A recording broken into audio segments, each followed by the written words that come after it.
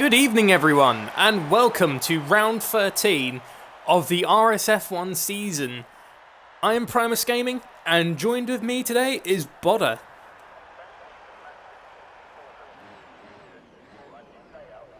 Yeah. And we're back in Spa. I remember this was where you and I did our first comms session.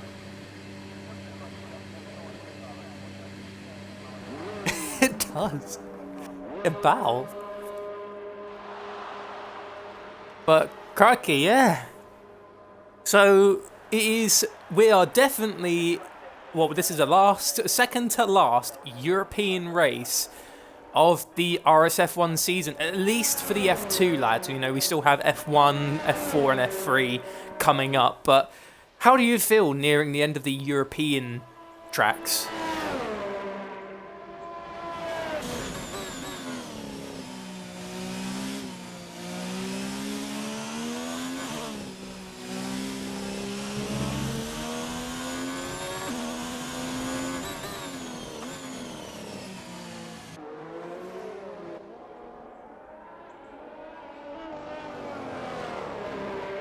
So initially, this would be the track where, you know, all the drive in real F1 anyways would come back from the 4-week break, but obviously we are planning on carrying on to the end of the season. Then we'll have a break, you know, after we finish the first season, and then I think I heard, isn't it 2 seasons per game normally for the leagues?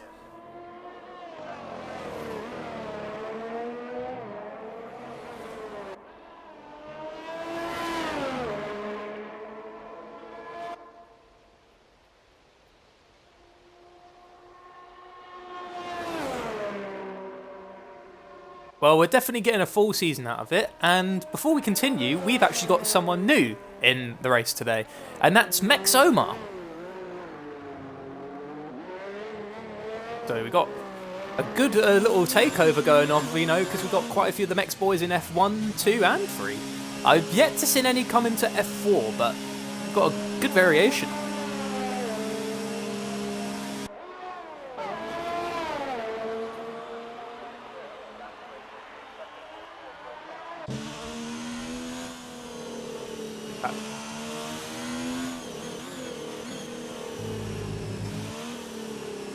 Yeah, well, that's RSFE. Yeah, that was back in Britain. I had that with Brundle, and I just knew when you get to the end of the session, it will fix itself. But you know, it is a bit annoying when you've got no sound.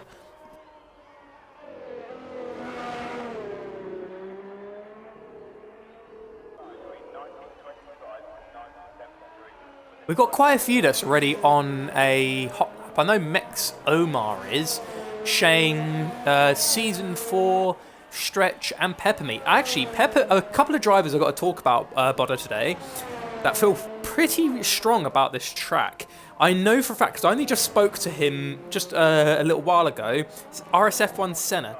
Now, I think you all can agree with me that RSF1 Senna has had a little bit of bad luck in the Red Bull. You know, just trying to fight with everyone, but he ends up going down in places, and he normally doesn't really like too many tracks. But today, Senna, it feels completely confident today in fighting for the win against Roberts and the Magic Man. That's because you were in chatting a few minutes ago, wasn't it? You were in a party with the guys and you just asked them how do you feel about the race. Yeah, I always like to check on the lads, see how the morale is for the race, and Senna just felt really great about this one. Yeah, apologies guys, I didn't have my box ticked because I was actually trying to change the title of the... There's a bug now on Twitch, but if we change the title on the Xbox app of Twitch, it doesn't work. So we have to kind of do it on the PC. And I tried to do it on the PC just as you were going live. It didn't take, so I'll have to change after the race. So apologies for everyone after that. And I still have the sound glitch, even though I pause and unpause. But anyway, we'll work with it. It's only for Q1. We'll try and get to the end of Q1. You've got to deal with RSFE. It's not fun. It's not fun. Just like watching a real FE. Ooh, did I go there yesterday? Yeah. Whoa, a little dig there. Thank God we don't have RSFE in reality. Oh, Brundle. Oh, Brundle, 144.5. That's pretty good. So, this track, in its past, has seen many shares of tragedy and, amazing moments in the race. I think I remember Mika Hakkinen and Michael Schumacher fighting on the Camel Straight. That was brilliant, massive wasn't it? crash. Oh yeah, that was amazing back in the day. And it was the same with the big crash back in 1998. It was most of the grid actually, and they all had to go. Well, some had to go into spare cars. Yeah, and but you know especially Barrichello why actually I like that race, though. You know especially why I like the '98 race. Oh, go ahead. Jordan's an Irish-owned F1 team, owned by Eddie Jordan. An Irish team won, gonna won too. It's amazing for an Irish team. Yeah. But also bad stuff happened there for the Jordan team as Michael Schumacher heard that Ralph Schumacher got told to stay back. And oh my God! Peppermeat's got a 5-second grid penalty! That's harming him for illegal parking. Oh, I knew he was missing someone there, Bodder. It was Tarap. I knew he was missing a Ferrari somewhere. But so he'll be sitting on the back. Unfortunately, joined late, so he will not be. He will not be going into Q2. He will have to wait. We're going to lose one poor soul in Q1 here, as we have 16 drivers, so obviously 15 can go through. So that means we're losing one tonight. Well, losing one at Q1. Technically, we lose two, adding Tarap on, but obviously because Tarap cannot race, he cannot enter the quad. He might be able to if he can take over a car, because it is still Q1, but I doubt it. Yeah, I can't see it happening now. I don't see his name on the board, so... No, I can't see it either. For him. Man, this is really strange, no audio. Yeah, it really is. And we'd also like to say welcome back to XRL Mansell, who has been away for quite a while. So welcome back to Mansell. And also, news as well, Bodder. Skunk Burner, is he in... He's in F2. Yes. And Skunk Burner will soon return as well. Oh, I can't wait to get Skunk back on the grid. Another very fast driver, one of the top competing guys here in F2. He's a guy that will push Magic Mark because the two of them are best friends. Pieter, sorry to interrupt there. Pieter has crashed. The current pole sitter of Q1 crashed into the wall. He's in the third sector. He's alright. He should get through on that. Alright, so let's... Exer just said there in the chat, he says no meat without pepper.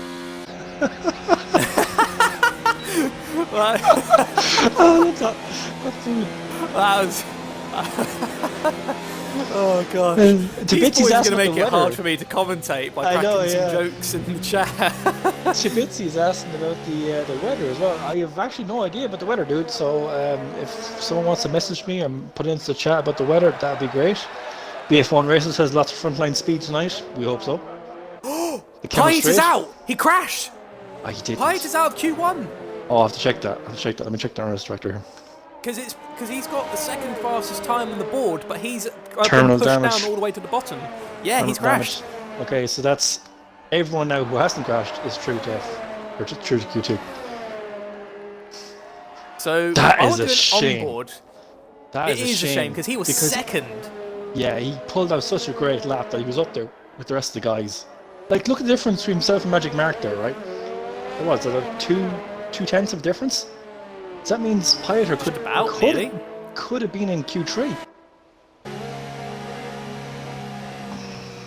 So I'm going to do that's a shame. On board with Mex Omar.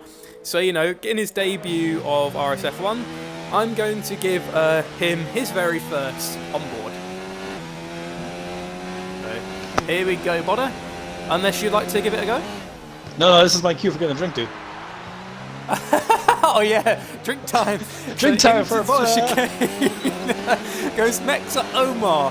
Here we go. So welcome to RSF1 Omar, and here we go, everyone, as he heads to La Source, and we've seen some pretty mad accents here. Oh, and the back end goes out. He drifts around the first corner. So here he goes, going down GP2. So you make sure you got to get a good run through Radion into Eau Rouge. Here we've seen Kevin Magnussen lose it before in the I think it was back when he was in Renault, actually, back in 2016, when they returned to everyone. His goes down the Kemmel Straight into Combs, the Combs. Now through Malmedy he goes. That's quite nice. So I mean, he did lose a little bit of time in turn 1 though. After that, little bit of a he locks up as well into Rivage.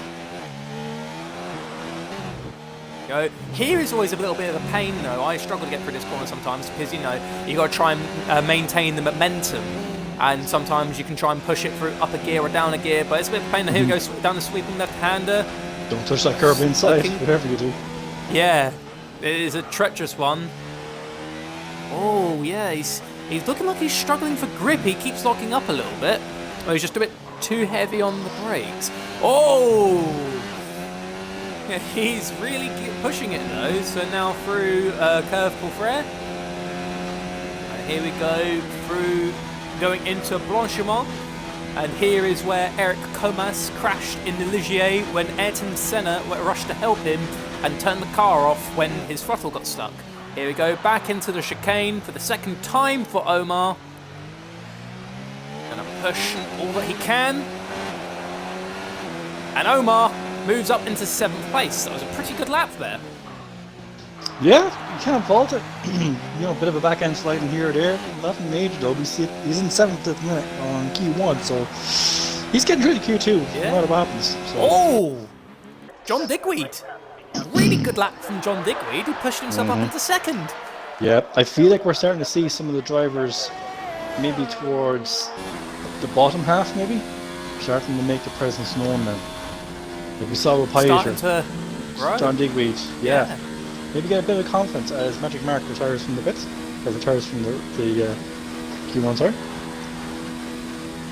Yes, he's done pretty well. He's got a 144.3. He feels quite confident that, especially with the fact now that because Piater's out of the session, no one really has the worry of losing out. The only thing that they have to do, including RSF1 Roberts and RSF1 Petronas, they both need to set a lap. If they set a lap, because do keep in mind, even though Piater is out and he's definitely not going through to Q2, if you don't set a lap and you're still under Piater, you will go out as well. Yep, that's it. Even if it's a set of hards, something like that, just go, or a set of softs, well, literally crawl on the track. Just crawl. Set your 2-minute, 3-minute lap time. It's fine. You're going through. That's it. But you don't want to burn out a set of tires. And I, for one, cannot wait for Q1 to be over so I can get my sound back. I love hearing cars roar engine. I never thought I'd say that about the V6 turbo hybrid, but I want to hear it. There we go. So we've only got 4.5 minutes left, Bottas, so only a little bit more enduring you have to go through, and then you can hear the sounds of those cars again. And yeah, so it's definitely looking pretty good for Magic Marks. He's been strong all season, really. He has, really has. John Deeg was right there beside him as well. Look at the times; they're like very, very close. They're very similar together. And it's great. 4,000th of a second. Yeah, it's great even to see the top 4 guys as well, all in the 44s. Petronas is out of the session. Oh no! He didn't set a lap. Ah, Petronas. He's in Even 16 though as well. Piater did crash, everyone, Piater this is set a full lap down. disclosure for you. If you understand, if, for example, Piater was in 2nd place at the time before he had his crash, he got put down to the bottom of the board because if you crash your car in a qualifying session, even though you set a quick time, you are out. But that means anyone who doesn't set a time will be placed underneath that driver until they set a lap time. Petronas, obviously thinking that he'll be safe now that there's only 15 cars remaining, may have jumped the gun and put himself into the worst position for the race start. Yeah, it's not that it's hard to overtake in Spa, but it's a track you want to be able to challenge the guys, the front runners. Like Petronas is well able to doing that. He's well able to get a top 5 here as well. So hopefully he'll be able to push to the front because it is a track you can overtake in. So he has the opportunity to do that. Exactly. And here is actually the track where we heard the famous the call from driver to team, GP2 engine, GP2 engine. Oh yeah. Please give a guess on who that is. We already know. He turned into the mass meme master that he is, Fernando Alonso.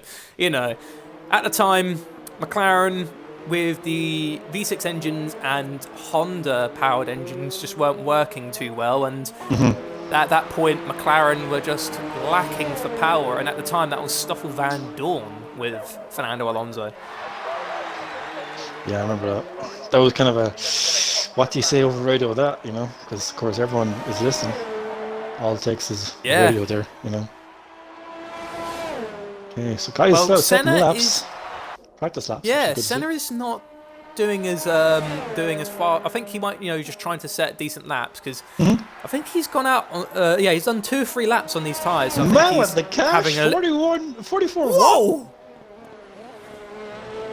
He's bringing it. Man with the cash got second in Hungary. It was an amazing result from the man with the cash, previously known as Joshua Dosh. And here he goes. He's put himself in first place in Q1. So really good work there from the man with the cash. Because he was texting me earlier on. He said to me 2 things. He says this race could go either very, very well or it could go terribly wrong. So far it's going very well for him. But he was telling me he's a bit afraid of Radion. He doesn't like the uphill section. He hasn't lifted a bit. He says the setup just isn't there for him. So hopefully he might be able to make an adjustment, or I don't know, he might just have to lift. But it's a terrifying experience when you're too wide going through a Rouge and Radion. I know I've done it in previous races, but I personally, no, I'll just say no. I'll back out of it. I'm pure chicken when it comes to stuff like that. Yeah, that's a very risky place to make an overtake, because we have actually seen Fernando Alonso get overtaken by Mark Webber going into Radion and Eau Rouge. Peppermeat, he's good in 11th place. He feels good. Senna is now, RSF1 Senna, sorry, he's going into the pits because Max Senna is already in. So how many people are really out on track? No, by the way, I don't know about you, but I'm just starting to recover from the fact that the man with the cash, the driver formerly known as Josh with the Dosh, I'm only getting over the fact now that his real name is Jason. He said it in the... I was waiting for you to bring that up. He said in the interview last week, completely floored me. I didn't know what to say for the rest of the interview. I was like, okay. Okay. Just throw my hands up to the air, just going, okay. Your name is Jason. Racing Jason. It wasn't a thing to expect, No. Racing Jason. Hey, I got my sound back. Yes. That was so weird. As soon as the last car went over the line, the audio of the engines just roared. I was like, yes. You hear the sound of that V6 firing up. So here we go, guys. I'll go over the top 3 while I'll let Bodder go first on going over the 2 drivers out of our session. Yeah, so unfortunately we lost a couple of drivers there. And let's have a look on the bottom here. Pieter and Petronas. Unfortunately, Petronas, I think he called it right. Rimus, he was a bit quick and jumping the gun, and unfortunately we lost Pieter to a crash. And the top 3 is the man with the cash with a 144.1, Magic Marks with a 144.3, and John Digweed with a 144.3, but 4 thousandths of a second slower than the Magic Man. So definitely close between them two. And also a third driver we actually lost in Q1 as he joined late is Tarup. Yeah. As well, the majority of our top 10 drivers are all in the 44s, which is fantastic to see. They're all within that second gap. That's great to see. That's what we're looking for, Okay, so 14 drivers in Q2. Who's been the first one out? Yeah, we're looking at some people making changes. Have we had a weather report yet, actually? Let me check the chat. The chat? No one's put in yet. Extra saying Pepper got a grid pen on a cooldown for apparently blocking another car, also on a cooldown. Okay, so Extra is. Did you get that? I did. Unfortunately, though, there's not much we can really do. I mean, if there was an unfair given penalty in the race, then maybe it can be contested. But anything given in qualifying, we can't really. It's just a really game. Do anything on. The game is done that. Yeah, that's unfortunate. Peppermint is five place grid penalty. But if there was anything to fire you up at the start of a race to get you going, it's a 5 place grid penalty. Because you know, if you're like say 10th, you know you should be in 5th, or if you're in 5th, you know you should be in 1st. You know what I mean? Exactly. But here's the thing: if Peppermint can get into Q3 and get a decent position in Q3, he won't fall as far back. No, he'll still stand a chance. Let's not forget, Peppermint is a fast driver. He's been on the podium a couple of times here in RSF1 and in the F2 division, so he knows the crack. He knows he can pull this back. But as I said, if there's anything to give you a bit of motivation to push you forward, it's going to be that penalty, knowing that you are a little bit faster, but you're set back a small bit. There we go. So we are on board with WLR Stretch in the Renault. He is now getting ready to go down Blanchimont to begin his flying lap. Well, his flying lap. So we'll keep on board with the Renault for the moment. We've got a few people on the hards, which consist of Brundle, Mansell, and Season 4. Yeah, that's nice to see a mix as well. We got some guys on the softs as well, a few guys on the mediums. On medium, Shane, Stretch, Peppermint, and Roberts. That could change up. Yeah, and you know, a load of people are thinking of maybe going onto softs. So maybe, because we haven't had the weather report, there might be rain. So there might be something we don't know. Because some drivers are willing to risk it going out on the soft compound tyre consisting of RSF1 Senna and Mex Senna. Both the Sennas are risking it on the softs. Yeah, that is it. That is it. Like, just for Patronus as well, like he says, I called it. What we called it. It's just his setup was all over the place. Is what he was saying earlier. But it says he's not going to. Remember I was saying about going up the hill of Radian? You know, if you're too wide, he says, yeah, just play cautionary there, because the last thing you want to do is you don't want to crash. He's just going to take it nice and easy. He's not feeling overly confident, so he'll take what he can get. Well, I wish him all the best in the race, though. You never know, because I never felt confident for Germany, and I got a podium. You can never know. Never know. Toby, or Tbitsi, also known as Mr. T in F4, didn't feel confident for Hungary at all, and he's been on a very dominant charge going up through F4, and he felt in Hungary not confident. I just want to try and get some good points, and he won the race. So yeah, even though you may start in the back or further back than you'd want to be, the race isn't over until you cross the line. That's it. Or if the fatality sings, it's yours. Proverb as well, but I don't want to be sexist in saying that. We'll say the fat man sings as well. Okay, Stretch over the line. Stretch. 145.4. I don't know why I just turned to London Boston there. Okay, Mex Senna about to cross line the softs. Let's see what the softs can do. Oh, there you go. 144.9. Okay, who is next me across the line? A quick look through this. Brundle is very close. Brundle's on the hards, so this will be interesting to see what the Renault Brundle could do on the hards as he's coming up to the last chicane here. Omar goes through on the softs. 144.8. Brundle giving it all here. 145.6 from Brundle on the very hard compound. Close to what Stretch did on the mediums, so Brundle knows he can go faster. Let's have a look here. Mansell in the Williams. He will be, I believe, one of the next guys across. Here we go. Let's have a little look at Mansell and his return to RSF1, which is good to have a Williams on the with the second Williams on the grid again. Yeah, welcome back, Mansell. And he gets a 147.2 in the Williams. So okay. I think we can see that the hards. The hards are not easy to get times on. I think for real consistency and endurance, the hards will be really, really good. And in Germany before, the hards are really good for setting some good times as well as the grip level. But I think we can see here, if you're using the hards in Spa, you should know that your laps probably won't be too fast, but overall consistent. Yeah, I think the hard here is more of a race tire. You're getting the longevity out of it. As for setting quality times, look, the guys might just put the hards on, run out, did a lap, see how they got on. more likely they'll come back in, put on a set of mediums or softs and go back out instead of more competitive lap time. But I think it's just testing the waters currently with what they're doing. Exactly. If they set a good time on the hards and they stay up in the top 10, they'll stay on them. But it's like a little thing you do as well, Bodder. You'd set a lap on a harder compound tyre, and if it seems like you're possibly going to go out, you'll go out and prepare yourself for a lap. So when it gets near the end of the session and you'll feel you're at danger of going down, you'd actually make sure you set a good lap on a faster compound just to be safe.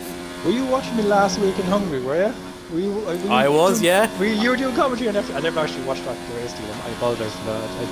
I sometimes I don't get a chance to watch it back. Tomo, back That's in Hungary. You caught that though. I was out in Amsterdam. I was ready to go. On the softs. Yeah. So, but you saw you were safe and you went back into the pits. I knew exactly what you did. Oh yeah, because my teammate was already out in Q2. Here I got knocked down in Q1. And as soon as he told me, I was like, "You're clear." I was like, "Oh, thank God!" Cool down the engine, cool down the tires, bring it back, because I already had like 2 or 3% wear on my softs, and I was like, "I need these for Q3." So, thank God. Here we go. So the Magic Man, he's going over the chicane. Here we go. So the Magic Man goes across the line and sets a 1:44.9. That's fast as the mediums. And that's actually 600ths of a second off of Senna. Mech Senna, I mean. So if Magic Man's doing that on mediums, but imagine what he do on softs. Man with the cash. There you go. Man with the cash. Sets himself up there. 1:45 dead. Nice. Good lap there as well from Jason. I don't know what to call him now. Do I call him Josh McDosh? Do I call him Man with the cash? It's like too many names. He's a man of many names, He'll go by a different persona every day. What day is it? Wednesday? I'm Jason. Sunday? I'm the man of the cash. Roberts has come up to the line here, last chicane. He's currently on the mediums. Oh no, he's going retired. in. Yeah, he's pulling in. Even though he's in full hot lap mode on the ERS. So obviously he might have accidentally made a mistake in his setup and he's probably going to quickly correct it. Yeah. Very, very possible. Very, very possible. Maybe he was trying to take off a bit of aero, try and allow that bit more speed that would get higher up in the grid, but maybe the car just wasn't liking it, so maybe he's going to put a bit more into it. Let's see who's out there currently. So Jake Moore needs to set a lap in his Revo. Going over Radion and Eau Rouge, which is looking good. Unfortunately, here is the track where the unfortunate fate of the F2 driver Antoine Hubert passed in his F2 race in Belgium with his incident with Juan Manuel Correa, which he is actually recovering from his surgery and is currently undergoing physiotherapy. So Correa will make a full recovery. It's good. It's good as well that he was able to keep his legs. You hear stories like, Billy Munger and stuff like that, but I think Billy's actually come on a lot since obviously his crash. And I was actually watching a bit of a documentary about Billy the other night, and he has a really positive outlook even after his crash. That it just, something like that would happen to someone else, and it would be a bit of a setback or whatever, and they would kind of say, "Oh, look, I'm never going to get back in a race car again." No, he's the complete opposite. Even more now, he wants to get back into a car, get racing, and that's the thing he said in the documentary. Just he loves the feeling of the speed. He loves that feel of speed. He got a podium, correct? Even after his accident with the prosthetic legs, he even got a podium in his race. Yeah. But I think he got overturned in the FIA, didn't he? That there was no modifications going to be made or something like that, or prosthetics, something like that. So I think he's after getting overturned, so that he can go racing now, I think. Which is really good to see, because he is a born driver, and nothing's going to deny him of his dreams. But here's the little thing though, Mech Senna has just retired in 10th place. He actually crashed. Mech Senna is out. Because he's under RSF1 Roberts, who has not set a time yet. So that means Senna, if you can quickly confirm if it's terminal damage, I'm pretty sure that he's out. Senna, terminal damage, and also Season 4 is also out with terminal damage as well. We've lost 2 drivers in Q2. Immediately, so that means only 3 cars can now go out with those two drivers. So bad luck there for Max Senna and Season 4, but again, anything can happen in the race. You might be able to make those positions up, so all hope is still there. Yeah. So meanwhile, John Digweed, RSF1 Senna and RSF1 Shane are still currently in the elimination zone, as me and Bodder like to call it, the danger zone. Danger zone!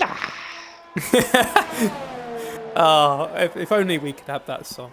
That would be amazing, you know, just as soon as it gets to like the very last few seconds of Q2, you just hear the song play, so it's a bit like empowering music. We're here laughing a joke about it, but like I was in this situation on F3 last week and I was like sweating, so I was absolutely sweating, so please don't knock me out, please don't knock me out. You know, in the car, halfway through the track, on a lap, ready to go. And it's like, wow. Cannot... You're sweating, like you're literally sweating. Well, I am, because I'm you know, using the wheel. Very hard work, so he's using the wheel. He was in the highway to the... Oh, John Digweed's out as well. Oh, no, John. Let's have a look. Yep, John Digweed, terminal damage. Quite a lot of drivers. That's 3 drivers. We lost in Q2, guys. If anyone is engineering these guys, just quick shout out. Take our handy, lads. Take our handy. We have a race to go yet. But we could be looking at a very, very possible war of attrition in F2 today. Not just like possible collisions with each other, but just a management of surviving on the track alone. Well, think about this for a second. There's Mansell already in 9th. I know he's on a mediums, right? But currently, he's ready to go into Q3. Now, we've just over 2 minutes left in Q2. If he goes into Q3, that's phenomenal. Mansell, before he took some time off, he was at the bottom end of Q1. You know, he was scratching and crumbling, trying to get it all out of the car to try and get into Q2. And now he's potentially going into Q3. Which is amazing, and the fact is he's in Q2 as well, so, you know, it's better than any result he's currently already performed with. So it's good to see Mansell getting such a good start for his return. It's almost like Valtteri Bottas back at the beginning of this year. Whoa! Of course it is on softs, let's remember that. A minute and a half left. So that means Roberts is taking a gamble. Yeah, but Roberts went all out last week, and I say he's doing the same thing again. He knows the season is starting to draw close. There's 8 weeks, 9 weeks, whatever is left in the season. He needs to get some points fast. He wants to get on the podium. He wants to start winning some races. This is probably his way of doing it. There's Brundle going up next to him with a 1:44.6, so well done to RSF on Brundle. Meanwhile, Mex Omar is actually still in 3rd place, so it's really astounding there on his debut. Yeah. He's actually staying up there and contending with the likes of the Magic Man, as well as Brundle and Roberts. Yep, and the Magic Man is happy enough to sit in the pits. He is done for Q2, same as Man with the Cash. Shane as well pulling into the pits. Jake Moore as well pulling into the pits. Yep, we're going to start seeing retirements now. So let's look at the drop zone. We have currently out at the minute Peppermeat. He is on softs, brand new softs at that. He's on outlap. Now he has 30 seconds now to get over the start finish line to obviously start to set his lap. He might just make it. I reckon he will. But he could potentially push out Mex Senna if he does, but he is just on the cusp there, 11th. And Mansell has retired from this session. Oh, Mansell. It's because at the time, Roberts and Shane... No, it was Shane and Senna, sorry, that were in the elimination point. Oh, he missed it! He missed it. Another 10 seconds, he would have got it. I thought he had a little bit more time. Well, that's going to be good for Mansell, but bad for Peppermeat, because Peppermeat will be starting in 16th place due to the 5-place grid penalty he collected in Q1. So it pushes Mansell, Josh and John Digweed up a position for when the race does start. But that is bad luck there from Peppermeat. Yeah, I think we only have 17 drivers, if I'm correct, tonight. So that means Peppermeat's now starting on the last row of the grid. That's he's bad in the to last worse. two And spots. Peppermeat was fast in Q1. He was fast in Q1. He was setting a great lap time. He was up there with the rest of the guys. So hopefully that McLaren will push him forward. Now Roberts crosses the line, and Brundle and Omar now hit. So very, very unfortunate luck there for Peppermint, because with that 5-place grid penalty, he slapped on softs. He just left it a little too late. Yeah, another 10 seconds. Another 10 seconds, he would have got through on... Either way, he still would have been facing, obviously, his 5-place grid penalty, but I think it would have been less severe. Maybe he got into Q3. I agree. But he will start in the back of the grid with Tarup, so bad luck there to Peppermint. So I'll go over the top 3, while Bodo will go over our eliminated drivers. Okay. So we have lost, unfortunately, Max Senna, Peppermint, Mansell, Josh, who's on 4, and John Digweed. And that's your 4 guys eliminated. Fairness. And then with the top 3 is RSF1 Roberts with a 143.8 on the soft compound, Brundle with a 144.6 on the mediums, with Mex Omar in 3rd with a 144.8. Yeah, interesting to see as well. No one chose the hards. No one chose the hards to go with the hards to see how they would work. I think we're going to be starting the race on a dry weather. I'm just going to check the chat here. Anyone's put it in? Nope. Right, so I'm going to quickly hand this to Bodder for a moment, because I'm going to quickly go get myself a drink as well. I got to give a shout out to Tor as well. Tor put in the chat saying Dream Team on comms tonight. I'm like, yeah, hey. Prime some Bodder, bring it in. Skunk said he should be racing next week. Nice one, Skunk. Sorry. Yes, we're looking forward to having you back, Skunk. But I'm going to get myself a drink, because I need to make sure I don't have a dry throat for the start of the race. No.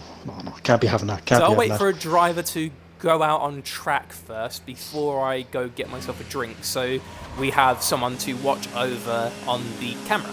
There you go. We've got Roberts going out first, so I will hand over to Bodder for the moment. Oh wait, no, he's left the session. Who, me? Roberts. Oh, Roberts. Oh, okay. That's unfortunate, just as he pulls out the pits, hope his car is okay. So Skunk says he should be racing next week. That's fantastic. Good to have you back, Skunk Burn. You are missed in F2. We know you can challenge these guys up here as well. Yep, Gary says unlucky. Pepper, that is unfortunate. I think Mantle said he didn't have enough fuel to go again. That's unfortunate. Tor says Roberts on softs, good strategy. Softs to hards, possibly. McCracken disagrees. Only 2 in the top 10 are on softs. Yeah, didn't actually notice that. I did see that a lot of the guys were on mediums, but I didn't notice the guys on softs. But it'd be interesting to see how that works for them in the race. I think maybe softs to hards might work out, but the hards, you're losing so much per second, and this is a long lap as well. You're talking a minute to minute 45, minute 50 maybe with a full tank of fuel. So that's on softs, mediums, but you do that then with hards, you're adding another second onto it. So again, this race could come down to strategy. Could we see a safety car? I've returned, and oh my god, that was a good timing. I just got back and Senna crashed. Oh, Senna. Oh, that's a real return. I just grabbed myself a nice can of cola, and off Red Bull goes into the wall. What are you drinking? Coca-Cola, is it? Pepsi. Okay, so you're drinking Pepsi, and I'm drinking Coca-Cola. We've already divided. I'm joking. Nothing like that sweet taste of Coca-Cola. By the way, we're not sponsored by Coca-Cola, but if they don't sponsor it, that's really... Yeah, not a sponsor, by the way, guys. I actually really like the Diet Lime one, because I love lime with cola. But the lime in the coconut. Yeah, I love that. That was really... had a lot of energy there, but... That's from an old ad years ago. I think the one that came out was putting coconut, putting lime. I don't know, that song was going around, I just remember someone said that. Who is our first round? Shane looks to be our first one. Shane and the man with the cash are the first drivers actually starting their hot laps. Meanwhile, Stretch has just joined them as well, but we'll stay on board with Shane as he's the first one to who's about to set a time. So Shane actually has had a really poor start to the season, and he actually got his first podium back in Germany. So it's very nice to get onto the podium. Oh, here's something Here's something interesting. I haven't done any testing, so I actually don't know anything about the tires. But Mr. Pigeon Munch, obviously an F1 racer, says soft to mediums, no need to touch the hard unless you have damage on lap 1. Soft to mediums is very easily done. So that means, are we going to see the guys on mediums go to softs? So the gamble that I said that Robertson or that went on to might not really be a gamble, because if the hards are really not that good in this track, then there might be no need to touch them. Then the soft compound tire could be one of the perfect tire compounds to go on. Yeah, or potentially 2-stopping. Yeah, 2-stopping or 1-stopping, depending on how far you'd like to test those tires out. But Shane's at a 1:44.7, so that's a good lap. Yeah, and I was saying as well while you're gone, this is a long track. Like, you're talking a minute 45, minute 50 maybe, with a full tank of fuel. It's a long lap. We go to Monza, you're talking a minute 10 maybe, minute 20. I'd say you think this track's like 3 miles. It used to be bigger though. I remember seeing a picture of it back in like the 50s and 60s. It used to be a massive. Whoa! Look at the amount of the cash. I noticed that there. 6/10 faster than Shane. Now, did Shane make a mistake, or is the man with the cash getting it? He might be getting it, because Stretch sets a 1:44.9. So do keep in mind, guys, 1:44 is a good time, no matter what is your 10th, what 10th time you set. Stretch, a 1:44.9 is pretty good. Brundle, is he going to take the man with the cash's top spot? Oh, I know Roberts is out as well, and Roberts previously set a 1:43. Magic Marks, he's sitting in the chicane. Why did I say Mike? Magic Man.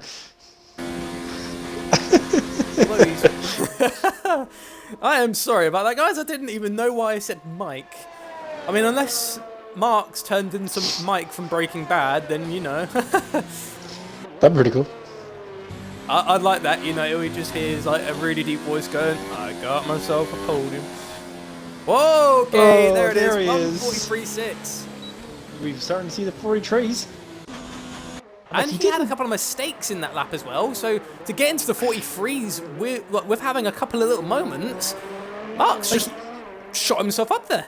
Yeah, he's not just even barely getting into the 43s. He's well and truly put himself into the 43s with a 43.6. Really good time. Really good time. Really good time. Omar, however, unfortunately accidentally invalidated his lap time, and he's got no ERS. Yeah, he's still in full hot lap mode, so I don't know what he's thinking there. I don't see any I don't see any fuel light flashing at the minute. So if I was him, I'd probably turn the ERS down and hold down the brake and accelerator together and try and charge the battery as much as you can before you come up to the straight and burn it all again. Unless he's actually trying for another lap. Very hard to do with less than 15% ERS. Pardon me, but very, very hard to do. So we'll see how Omar gets on. Either way, he's made it into Q3 in his debut, and that is a good achievement in and of itself.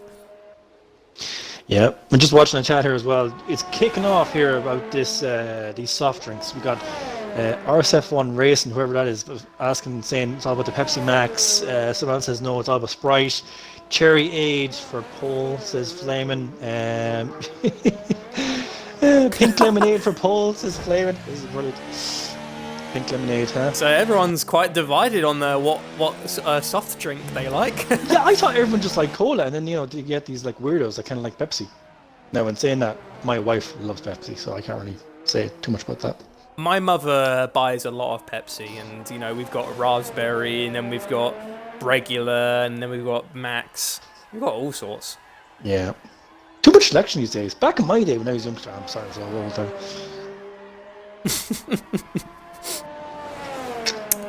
You're not old, Bodder.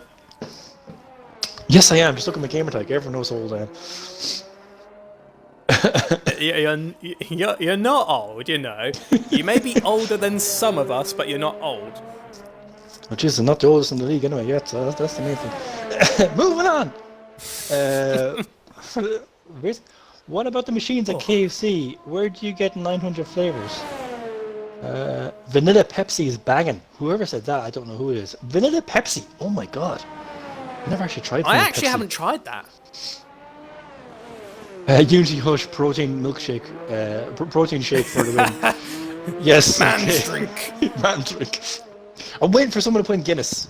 I'm waiting for someone to go in Guinness and then me go, yeah, go on. I'm waiting for... Oh, I think Senna... Oh, no, sorry, Senna was his out lap. Never mind, sorry, I thought he accidentally validated lap time. He was actually on his out lap, so that was my mistake there. So RSF1 Senna is now going to make a climb through Radion into Eau Rouge. Ooh. Nicely Had held. to lift off a little bit. Yeah, he held it though very well, as his teammate is exiting the pits. So the Red Bull are looking to be a real contender for the pole position going into the race, for provisional pole, sorry. The Magic Man is still looking very strong with that 1:43.6. Roberts actually did get into the 43s in Q2, so can Roberts keep that momentum going? If Roberts stays second, he will have a slight advantage over the Magic Man going into the beginning of the race with the extra grip from the soft compound tyres. And that's technically speaking though, because do keep in mind, if the driver is skilled enough in a harder compound tyre, it can really, they can defend really well and keep on battling. No matter what tyre you start on, it's also a matter of skill. Of course it is, yeah, you have to... But again, you have to know your limits. But like, if you know you can push those harder mediums that extra little bit. I think, we saw someone, I think, was it Shane or something like that, in Silverstone, did like 20 laps on the mediums. Like, that would never have been thought about during maybe the social or practice races before that. Like, that's doing crazy laps like that. Or even last week in F2, I think it was in Hungary, Petronas did over 30 laps on his hards. That's not even the entire race distance. Impressive when like the amount of laps that he had to do. And before we carry on, Butter, 28 viewers, so we're doing really well. Woo! We're only in Q3. Thanks for watching, guys. Thanks for watching. I'm actually just watching Brundle here at the minute. Now, I'll be honest with you guys, Brundle is asking for rain this evening. I don't know why, but he's asking for rain. So for guys, again, he's doing his rain dance. If it rains, midway through the race, and you stick on those wet enters, because this is Spa, anything could happen. Blame Brundle. Just putting it out there. Just blame Brundle. I'm just going to say, we should call him the Rain Man, because like how many times has he wished to rain? Every week, man. Every week he texts me the same thing. I'm doing my rain dance. I'm doing my rain dance. I'm doing my rain dance. I'm just like, yeah, okay, Rain Man. It's the Rain Man. He's bringing the rain. But he just said he feels like he's got good pace tonight. But he says Spa and bite. It has it. He's done so in the past. He just has some pretty poor races. But he feels that he had such a poor outing in Hungary that he needs to bounce back. So this tonight is Brundle's bounce back race. That's what he's looking for here tonight, podium. Here we go, everyone, into the end of Q3. Brundle just managed to get across the line. He gets second place with a 1:43.7, and he actually gets a chance to go for another lap if he wanted to, but he said no. So he's backing over. Brundle is done for the session. Meanwhile, Magic Marks and Stretch Man with the cash. Man with the cash gets third. Roberts maybe might have retired from the session too preemptively because he could have put another run in. Yeah. He's looking maybe to try and get a good start. Can Senna get across? Nope, Senna pits. Let's look at Jake Moore. How's Jake Moore looking? Jake Moore is... No, the next one across is Shane. Shane's across next. Shane is backed out of it. Oh, and Shane has backed out. Senna has retired. Mex Omar has yet to set a time. Mex Omar crosses the line. P4! Well 1.38! A great move there. That's a great debut start for the Toro Rosso driver. So here we go. Here's the important parts now. We've still got Stretch, Marks, and Jake Moore to go across the line. Go across the line here, Jake. There's Red Bull. Can he break into the 43s? Oh, he gets ahead of his teammate. Whoa. He out-qualified his teammate and out-qualified Robert. So Jake Moore starts for a good position in the race. So we'll keep an eye on the Magic Man, who has actually He's backed off. He's backed decided off. not to bother. He's actually going side by side there with Brundle. So the last car that's actually going for the lap is WR Stretch. Can WR Stretch get himself above the retired cars? Looks good. Oh, he only gets ahead of Shane in P8. Wow. So that is it for the qualifying for the Belgium Grand Prix. So Magic Man is in provisional pole for the start of the race, and he's on a fly, guys. Remember, he broke his fingers back in Britain, and then but fell off afterwards. Brundle glued no, him back really. on. He texted me the following week and says, "Yeah, they're falling off." I was like, "Yeah, you're so full of BS." He sent me back a picture of him missing fingers. Obviously, he did a magic trick on it because that's what he does. He's a magic man, making things disappear. And then they're back on. Yeah. And then Brundle is in second place. That was a really good qualifying session from RSF1 Brundle, so he's looking for the redemption drive since Hungary, as Bodder mentioned. Man with the cash, also known as Jason Voorhees, is third place. If you guys know what I mean, you've seen Friday the 13th. Jason is in third. Mex Omar, in his debut in RSF1, gets fourth place, so well done to Omar. Followed by Jake Moore in fifth in the Red Bull. Roberts in sixth in the Haas, who might have retired a little bit too soon, just like how... Oh my god! Omar's car crashed! Going at the end of the session, it crashed into a Ferrari. Obviously, it's AI driven, but let's just hope that doesn't affect his race start. Let's have a look here. Oh no, he's still in fourth. He's all right. He's good. So, going over the classifications, wow. It happened before where a guy gets a really high position in Q3, and before the session ends, that AI has a crash, and it actually puts him down. But anyways, Shane is in ninth in the Racing Point. Stretch is eighth in Renault, followed by Senna in seventh. Roberts in sixth. Jake Moore fifth. Mex Omar in fourth. Man with the cash, also known as Jason, in third.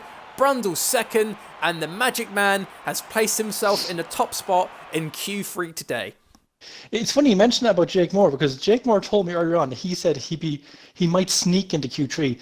Jake Moore hasn't just snuck into Q3, he's moved up into fifth position on the grid in Q3. So well done for Jake Moore. He was a bit underconfident maybe in his setup during the week, but he chewed on a bit extra downforce, and it's working for him. So look, fair play for Jake for doing his research on that.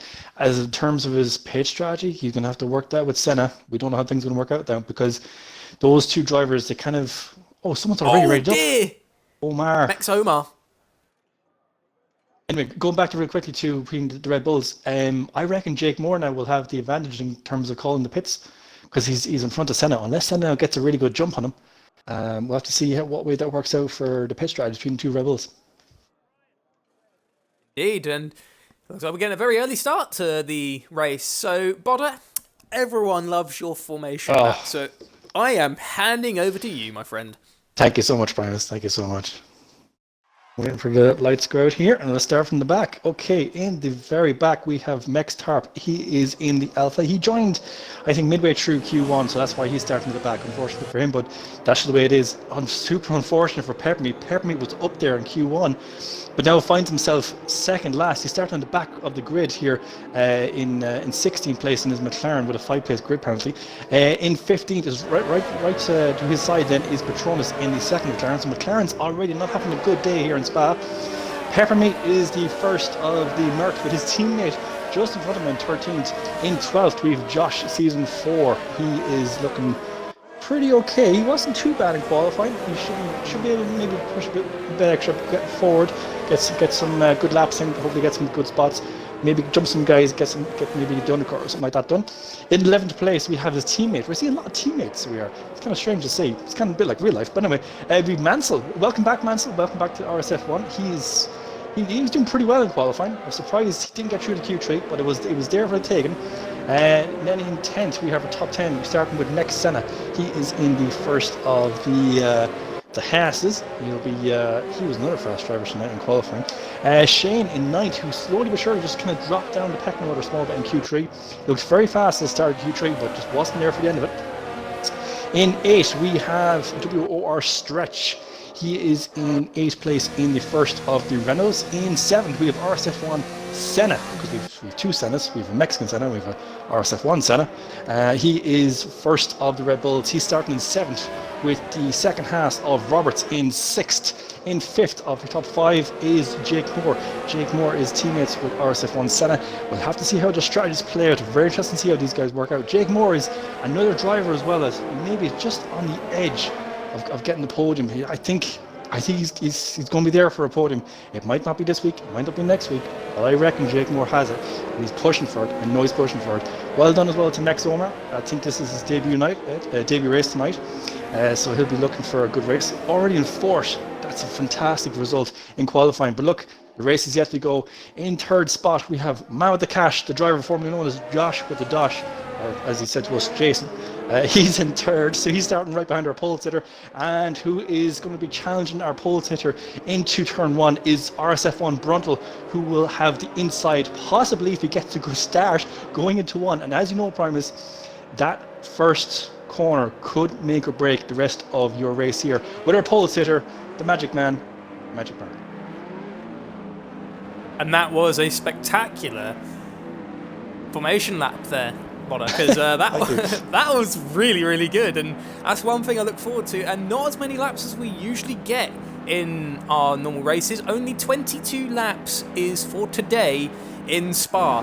But here we go, guys. We got 5 red lights, which are coming now. There you go. 1, 2, 3, 4, 5.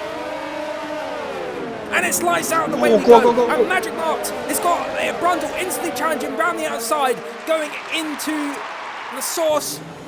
Nice, the camera guys. But a camera fire flying there. Cash. Mara Cash is challenging Brundle. Oh, which one was that? Very slow. Oh, and the man with the Cash hits the wall. He touches the wall, but he's still okay. Roberts has moved up into 4th place. One of Toro Rosso's. Oh, season 4's out. And Omar as well. Omar has fallen down to 16th place. They're on the Kimmel Straight, battling it out. Nearly 3 wide at one stage here. Shane is actually battling with the Red Bull and poured season 4. A bad accident he got caught into. Max Omar was went for a spin as well. Max Omar, I think, was involved. Car has been deployed in Radian, maybe, because he was about 4th, now he's in 16th. His race has just gone terrible in a few corners. We'll have to maybe watch that back and see what happened there. I wish we could, I wish we'd great to get replays, especially in geometry. But anyway, moving on. Decent start so far, Primus. Yeah, decent start, would you say? It's a decent start, and the virtual safety car, it can give Omar a little bit of a chance to catch back up and maybe try and get into pits if he's got damage. Let's have a little look at Omar. Let's see how he's doing. He's missing an end plate. The virtual safety car has turned off, so we are racing again. So Magic Man, he's actually getting challenged by Brundle going into Blochemont, and there we go, going down the right hand side of He's got it. Magic Brundle's got it on the outside. Brundle takes the lead of the Belgium Grand Prix at Spa, and Roberts takes 3rd place against the man with the cash. Brilliant move by Brundle around the outside. Brundle, great lap. He's doing well here. Look, he's in the lead after 1 lap. Can he do it for 21 laps? And Brundle says fastest lap as we go into lap 2 of the Belgium Grand Prix. Meanwhile, we have a yellow flag in the 3rd sector. Senna has actually taken the man with the cash. The man with the cash is falling back. Oh, you don't see that happen to this Ferrari. But they're side by side going in to Eau Rouge. So into Radion we go. Senna sticks it, stays out in front of Man with the Cash. So the Man with the Cash falls down to 5th. Senna moves up, and Senna said he's feeling confident today. Omar has received a 3-second time penalty for receiving multiple warnings. Whoa! Tart just lost it. Oh, no. Whoa. Oh, and it looks like there's a little contact there between Paita and Petronas. The McLarens have pushed their way up. They were in the very back of the grid. And it looks like the Mercedes of Paita is giving the position to Petronas because he gained an advantage from that little collision. So, he said, you know what, I'm not going to stay ahead. I'm going to let you take that back because that was a little bit uncalled for. And that was very good on the Mercedes. Normally some drivers will just stay out in front, but he's surrendered the position back immediately. But that's put him under pressure from Peppermeat in the other McLaren. Yeah, that's how it works though. But if you do get in position through a cheeky maneuver, you're better off giving it back because the stewards will come down on you twice as hard if found out afterwards. So, right move there. Some great Mansell position and changes everyone already. Look at else this. is... Roberts up into second. Magic Marks falling down into third. Man, the Cash falling to fifth. Senna's up into fourth. Jake Moore's... Senna? Where has Senna come out? Like, Jake Moore's in front And of Senna. Senna is actually gaining on Magic Marks. Senna obviously loves his track. And his Magic Marks is burning his battery, Bonner. Meanwhile, Senna's nearly got a full battery. Yeah, he knows when to save it and when to burn it.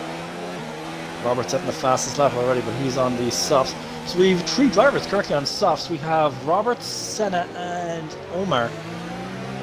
But it's Roberts who is in the top 10 with the softs. It's going to be interesting to see what happens there. Roberts has got in second place. Everybody saw started on the hards. Yeah, I think Interesting call. Peppermeat wants to go for a hard to soft strategy, so that could provide an aggressive end to the race. So we'll keep an eye on Peppermeat. So here we go into the Kemmel Straight. Roberts is actually challenging Brundle. Tarap has received a 5-second time penalty. Shane and Pyatt are going at it here at the end of the Kemmel Straight. Oh, Shane has to cut the curb very badly. He gives the position back to Petronas. Sorry, Pyatt and Petronas going at it here. Woof. That was a bit crazy. Pyatt cut the corner really there, so he did. Sorry for cutting across here, Primus. Just watching some of these. Yeah, great battles up and down the board. That's right. Omar is fighting Max Senna, and he's actually gotten ahead, even though he's got wing damage. Omar still has the soft compound tyre. There you go. So going into the next set of battles, Petronas is still challenging the back of that Mercedes of Pyatt. Shane is gaining on Stretch. Jake Moore's gaining on the man with the cash. And Senna is trying to maintain a gap between him and the Magic Man, because it doesn't like Senna's going on to the attack. But speaking of attack, the man on the soft compound tyres Roberts, he's going first. Is Roberts. We go throw that downside, throw it inside. He's going inside. Will he get it on the chicane? Omar has gone out of the session. Down the inside into the chicane he goes, but he just can't do it. For the cutback. He backs off for a moment, but he's got the DRS. Can he do it into La Source? So Roberts needs to get the lead here. He needs to pull away on those softs to make the strategy work for him the best. I think he gets it. Good deep. No, he's gone a bit deeper, right? Side by side though, with Brundle going up into Radion, into Eau Rouge. Oh, look, Brundle's back end just slide out slightly, but he saved it. He saved it. Into the Kemmel Straight with the advantage of DRS. Look at him go. Roberts gets the move done. Will he hold it? Will he stick it? Yeah. Brundle sticks in right behind him. Now is the time for Brundle. Pull ahead. He'll have only a few laps to do it on the softs. Bad luck to Omar, who retired. Well, not just retired, he crashed out on his debut race in RSF1. Let's have a look at that here. I think he trashed out. There's definitely yellow flags in his, I think it was sector 2 or 3, Omar, I don't know. Terminal damage, unfortunately. It is unfortunate. He did try and stick it out, but in the end, unfortunately, Omar didn't finish his race. But it was still a good qualifying session that we got from him. So 2 battles to watch out for here. Jake Moore on the back of the man with the cash. Whoa, what happened there with Shane? Shane's gone down. Shane went very wide there. Went very wide. Shane's got wing damage. He's lost the end plate and a part of his front wing. Yeah, he's completely missing that. Now you need it around here. You need it around here, especially for sector 3. You know that kind of long left-hander. You need the front to be held down, so you can take that corner at speed. So he is going to be at lower speed now until he gets into the pits. He's going to have to go onto the hards, I reckon. Go onto the hards and see out the race. We've already got a back marker forming of Mex Tarrant, who is currently in the Kemmel Straight, so he is very far back there. What he needs now is a safety car or something, kind of bring the pack back closer together. Man with the cash still riding on the back of Jake Moore. The man with the cash, he is stuck, so he is in a Red Bull sandwich at the minute. Meanwhile, Magic Mark is catching up on Brundle. I've got you saying it now. Brundle is pulling away. Roberts is actually pulling away from Brundle, which you would expect to see on the softs. So now, Magic Mark's going to go for it on the end of the Kemmel Straight. It's not there for him. That's over. Not there. Try again. Very close. So the Magic Man is just, he's attacking the back of that Renault. While this is happening, though, this is giving Senna the chance to push forward, and the man with the cash, because do keep in mind the man with the cash is attacking the back of that Red Bull of Senna, and also Jake Moore. So the battle for second place is still quite close, because time is actually starting to be between the third place and fourth place.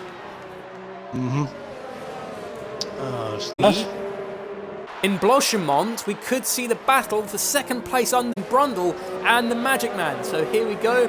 We're about to enter the straights.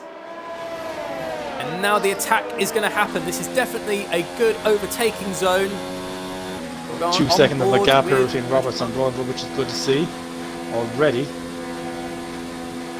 The Magic Man needs to get past Brundle to attack Roberts. Because it looks like the Magic Man's got a little bit more speed, but Brundle's got the corners. You called it. They're starting to back up now behind the Magic Man. Senna, man with the cash, and Jake Moore. It's looking like this. It's looking like F4. So it is from last week. They're back to front here. So they're trying every way. Jake Moore is trying every which way to get around that Ferrari of Jason's, but it's just not happening for him. And Mansell has received a 5-second time penalty. The penalties are much more harsh here in Spa, and Jake Moore is on the back of the man with the cash, going into the Camel straight. Man with the cash has the DRS on Senna, but it's not enough. They go side by side. He'll get it. Will you hold it? Will you hold it? Jake Moore sends it in, and he does it. Jake Moore takes 5th place, and the man with the cash down to 6th. But the man with the cash, I know he'll bounce back. Jason will keep fighting. Meanwhile, Senna is all over the gearbox of the Racing Point of Magic Marks. Yep. It just looks like maybe Brundle or something is with the setup. It's just not working for him or something like that. Or maybe the tyres are just a bit more worn than he expected. It just seems like a bit of a train is happening behind him at the minute with Magic Mark, Senna, Jake Moore, and the man with the cash. I would expect Senna is going to put some serious pressure on the Magic Man. If he doesn't get past Brundle in the next lap or two, expect Senna to make a move on Magic Mark soon. Senna is going for the attack, meanwhile his teammate is looking quite fast. So is there a possibility that they might do team orders, or if Jake Moore wants to get past his teammate, is Jake going to have to make the attack on his own teammate? Oh, Senna off on the grass there for a second. I reckon it's down to these guys. They're going to have to battle it out. Oh! I think the Magic Man's trying to make the move on Brundle. Sorry to cut in there, Bodder, but it looks like he went side by side for a moment and then had to back off. Oh, very close, very close. Oh, a bit of a touch. They touch a little bit in the chicane. All good. It's all good. No damage. No one's spinning either. No damage, but it's backed up the pack. It has. Seemed like a good gap. And it looks like Jake Moore is actually looking to make the move. Oh, and a little tap there in the back of the car. Luckily, no damage. He knows he's he's coming. He knows he's coming. Little love taps Stretch is getting the Racing Point and Look, Red Bull. Stretch is caught to the back of the man with the cash. Right, so Primus, real quick. This is going to come down to who gets the best exit out of Radion here, and will get the best. But Senna gets it. He's gonna get the DRS into the Camel straight. Yeah, told you. Marks. He's going to hit the outside. Brundle's in front of him. Brundle's not helping him at all. And Brundle slows down. There's a problem with the Renault, but Senna is willing to keep pushing.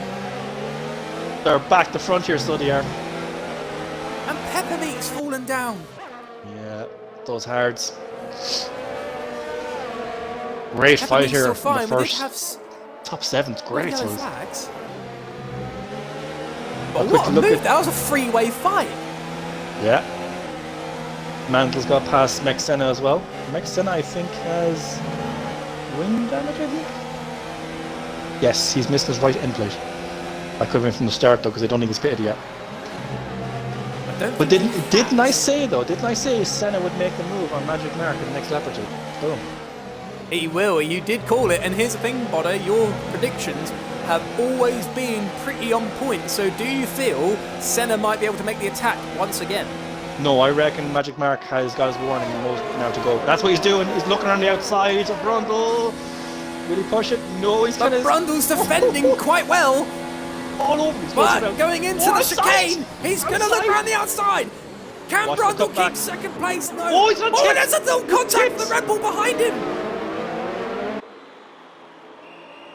I think there's a little bit of wing damage on Senna's Red Bull. Let's have a look here. Yep. As Roberts and Brundle is in the pits. Yep, he is missing his left hand blue. Well called, Primus, well called. I was actually riding on board with Magic Market at the time and just see the car kind of go a bit sideways, like, oh god, that's not good. Is Senna going to let his teammate Jake Moore get the slingshot on him and catch up? Because, Senna's actually looking to make an attack on the Magic Man, even though he's got the wing damage. Senna moves into the lead. He's mad. He's crazy to be doing this with wing damage. What's Red Bull's attacking the racing point. He shuts the door on Magic Marks. Senna takes the lead of the Belgium Grand Prix, but with that wing damage, I don't know if it was last though, because he's not got the aero that he requires to keep pushing. If he feels he's confident with that, with a little bit of aero missing, he's going to keep going. But it looks like right now it's not phasing him. He's actually starting to build a tiny little gap between him and the Magic Man. And also, this is going to play very well for Jake Moore, because if he can hold Magic Marks back a little bit, it could give his teammate the possibility to attack. Watch it, look. The Magic Man's going to attack him here. It's not happening. The front downforce is not there for Senna. Senna is going to lose the lead here in Sector 3. Watch it, because he doesn't have the downforce to make that quick left-hand turn at the end of the lap. Yeah, look at that. Look at the exit. Lack of downforce. Yeah, the exit Magic Mark gets there is unreal. He's going to catch him here. That's it. Magic Man takes the lead. That was definitely a very smart call there for Senna to not try and fight him too hard there. And it looks like the Red Bull might actually make the switch, because Senna is just losing that aero. Tarap has retired from the session. Stretch is in fourth, fighting the man with the cash. No, man with the cash has gone in the pit, sorry. Yep. Never mind there. I thought Stretch actually managed to get past him in the end. I was just like, wow. I don't know about tyre strategy, but I probably would have pitted if I was there, if I was Senna. Give your teammate the chance to go, take your pit now while you can. But the problem is he probably has to go into the hard. The softs won't do it for him. Will Senna allow his teammate to pass? Because Jake Moore looks like he's got the Renault stretch. Less speed than he'd want to. Don't try it on Jake Moore. He just can't do it. Jake Moore looks like he's just not really that confident going through Eau Rouge, because the amount of speed, gap he got between him and his teammate just through Eau Rouge and Radion, it was incredible. Well, you have to think about as well, the dirty air. These guys are within like 2, 3, 4, 5 tenths of each other. The dirty air of each car must be phenomenal, because it has been multiplied then. So if you're at the back of this, where Stretches, Jake Moore is, you're getting the most dirty air out of everyone. Stretch going into the right left-hander. He saves it though. Good save there from WR Stretch, because that could have ended up in the wall. Yeah, very easy. Very easy in the sideways with the back end of the car coming around. You're facing the wrong way around on the track. He did very, very well to save it and lose I think he's trying to challenge me for my drift in Hungary. Man, that drifting in Hungary on the last corner was phenomenal. Jake Moore, Senna. There's the switch. Yep. Jake Moore gives it to, Senna gives it to Jake Moore. Good call. I think Senna might be looking to pit.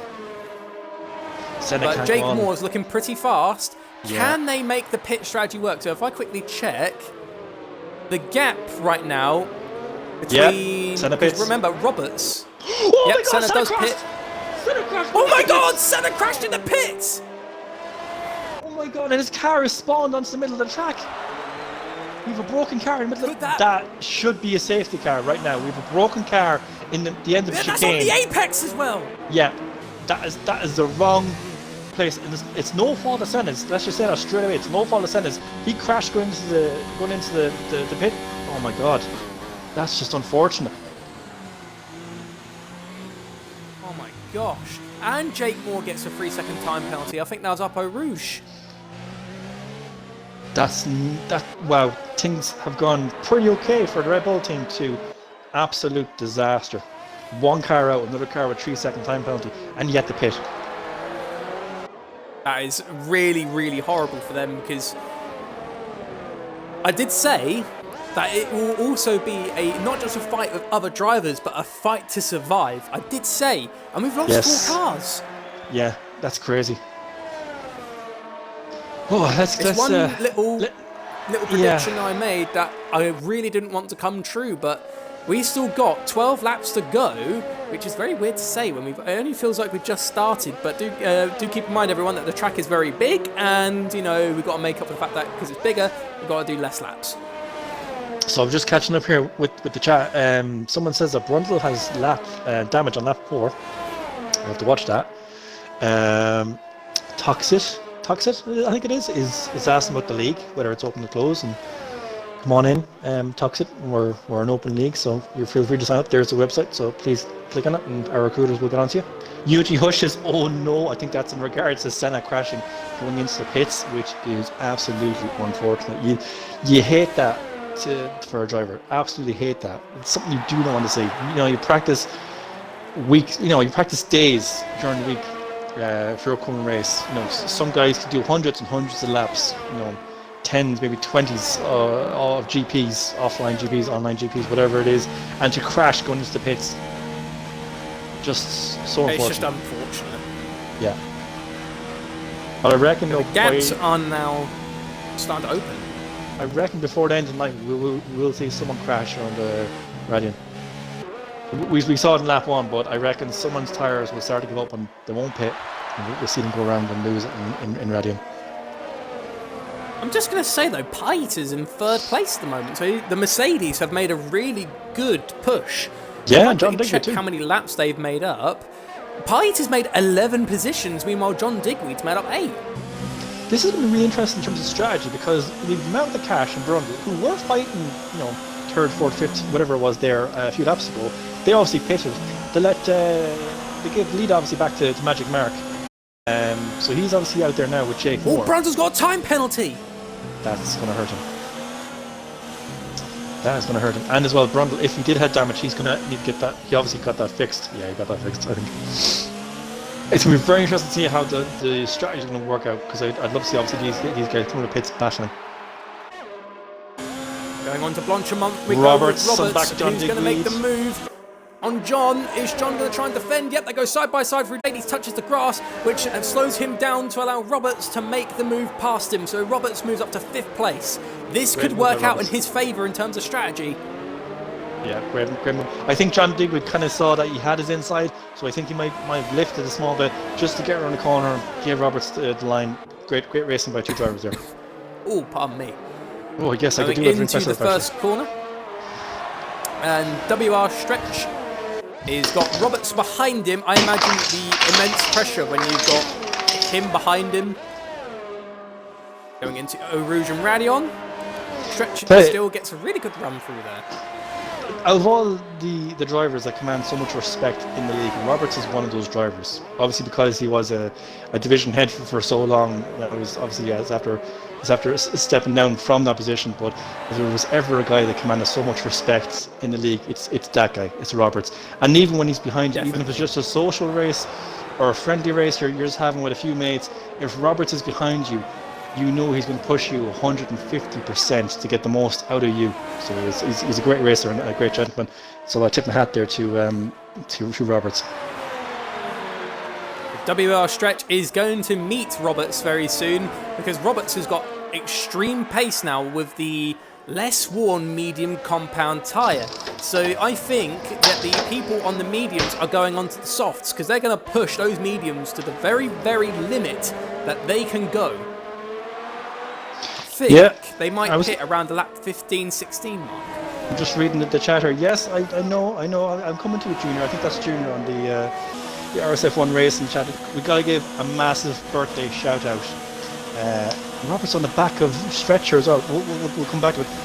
But it says Rebster's birthday today. RSF1 Rebster's, who is in F4. Oh, it's Rebster's birthday. It's Rebster's birthday today. Yeah, so we got to give a big happy birthday, big shout out to Rebster.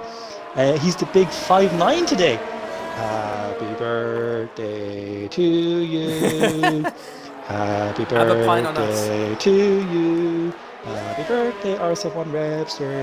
Happy birthday to you. I like that little touch there. I'll tell you what, there's another shout. Actually, there's a few shout outs I got to give to now. We're going to maybe make sure the race. We're watching Robert's attack stretch. Charismic's actually on holidays at the minute. As Roberts gets past Stretch. And he gets past Stretch. Stretch can't do anything to defend because that Haas has got that speed. Anyways, continue with the shout-outs. Oh yeah, sure. So Charismic actually texted him last night, because Charismic left for Australia Saturday, sometime in the afternoon. So I texted him. And I didn't know how long it takes to get from England to Australia. So I just texted him. Hopefully he got it when he landed, or if not, he might get a bit of Wi-Fi in the plane or something like that. He actually texted me 10 minutes before we went live and just said, "I've just landed in Brisbane." It took that long to get from England. Yeah, that long. So shout out to Charisma. Hope you have fun with yourself and your girlfriend in Australia. Hopefully you might go see a race or two. I know he's big into the Aussie V8s. Yeah, get over there. I think his uncle actually drives a V8 as well. So hopefully he gets lots of pictures. Yeah, pretty cool Height also stuff. has a 3-second time penalty. Oh, not good. I also give one more shout out as well. It's Overside. Overside was I was just chatting to him as well before we came live. Although he had kind of other stuff happen in his life, so he's kind of not give up on racing, but he's kind of said it's not happening for him right now. So maybe he'll come back for season 2. But for season 1, he's kind of called it a day, which is unfortunate. But he said he'd be watching tonight, so shout out to Overside. Yeah, my partner, I'm crying. The Magic Man has pitted. We're pitting. Jake Moore in as well. and Pie-Eater, which has put Roberts up into first place. So I have a feeling if Roberts can keep the pace, he might win the race. But do keep in mind that Red Bull, Mercedes and Racing Point are on the soft compound tyre, which is definitely going to outclass the medium compound and hard compound running cars. Because do keep in mind, Peppermeat has still been on the same tyres since the race start. Yeah, watching here, Brundle as well has got past Jake Moore. Great to see Peppermeat's up in 5th place, but he's 13 lap old hards. The brand new softs on Magic Mark will be coming up to speed soon. We're going to see some very interesting battles happen within the next 2 laps. I know we've only 8 laps left, but this is going to completely change in the next 8 laps. So how is Brundle going to cope with a car that is 2 compounds softer than his current car? So I know for a fact that Brundle will have the technical disadvantage when it comes to the tyres, but can he hold off Jake Moore? Because this could be crucial. If Brundle holds off Jake, it could harm Jake's chance of attacking the Magic Man at the end. Yeah, definitely. Yep, they're going to have to figure out what they're going to do. Where's Senna? No, also Senna crashed, that's unfortunate. Senna on the back of Brundle. Senna, however, is 12th place, chasing down Shane. Yeah, so we have a few battles happening at the minute. So Jake Moore is on the back of Brundle, which I reckon Jake Moore should get past Brundle, considering it's, like I said, two compounds of a difference. It's going to be interesting to see what happens with Roberts, though. I think Roberts has to pit one more time, I think, unless he's going to bring those mediums to the end. He might be fine, but if he's bringing those mediums to the end, he has to go on to a massive preservation run. Meanwhile, Magic Marks just can't get past the McLaren duo of Peppermeat and Patronus. Peppermeat doing very well to defend. John Digweed goes into the pits, leaving Patronus, Stretch and Peppermeat to be one of the cars yet to pit. See, this is not what the Magic Man wants. He wants to get past those guys very, very, very quick. Especially if 14-lap-old Harris on Peppermeat. Will he make the move on the Kinder straight? Look at that run he got! Yeah, seriously. The grip he gets out of Radian and Rouge is just phenomenal. Like, those softs. They're brand new as well. Let's see, Jake Moore on back of Peppermeat looks round the outside on Patronus. Patronus actually stops him from being able to pass. Jake Moore's going to pass Brundle. That's after completely ruining Brundle's race. He needed to keep Jake Moore behind him, so he did. The man with the cash is next in Jake's crosshairs. Do keep in mind that 3 cars ahead still need to pit, so technically after pits Jake will be 4th, and that means he can attack the Magic Man and man with the cash and try and make up those positions, because Jake also has that 3-second time penalty, so he needs to try and get ahead of those cars. Magic Man's going to try that side. Go for the cutback. Is it there? It's not. Patronus not giving an inch to Magic Mark. That is an amazing battle going on. This is horrible for the Magic Man. No softs really won't last if they're going to be spent attacking and sitting in the dirty air. And look at the run that he didn't manage to get into Blanchimont. That is not good for him. No, the 2 McLarens are working well here together, so they're kind of 2 of them together are keeping the softs of the Magic Man. Oh, he's going to throw the inside. He's going to throw it in. No. He can't do it. No. He's trying to. Oh, and he's going to get a little look. Peppermeat gets a 3-second time penalty for cutting the corner.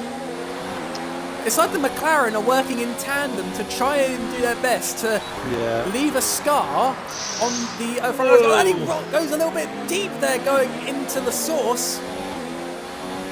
Going down GP2. Now, if Magic Mark Patronus. keeps it kept in, he will get him. He'll get Patronus here in Radiant. Watch this. Magic Marks is a 3-second time penalty. That's not good. That's not good. The dirty air, Patronus. That I'm might right just on cost board him here, the win. man. Oh my God, no. Jake Moore is attacking the man with the cash. Jake Moore gets past the man with the cash. Patronus and Peppermeat swap positions. Again they swap, and Magic Mark still in can't get past force. him. He can't get past him. Just like he called it. Oh, he's trying the inside. Not He there. can't do it. He can't do it. It's not there for him. It's literally not Oh, there. he's doing it. Oh, he's He's side by second. side. Peppermeat. Yeah, he's got past Peppermeat. The McLaren wall has finally been punched through with the racing point of Magic Marks finally getting through. And here's what's a little problem. Can Jake Moore... Roberts has a 3-second time penalty. There are some serious battles. Look at this.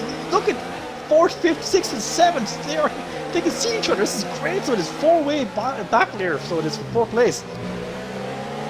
Magic Man. And Cash gets a 3-second time penalty. You don't want to see stuff like that happen. You want to see them fight it out.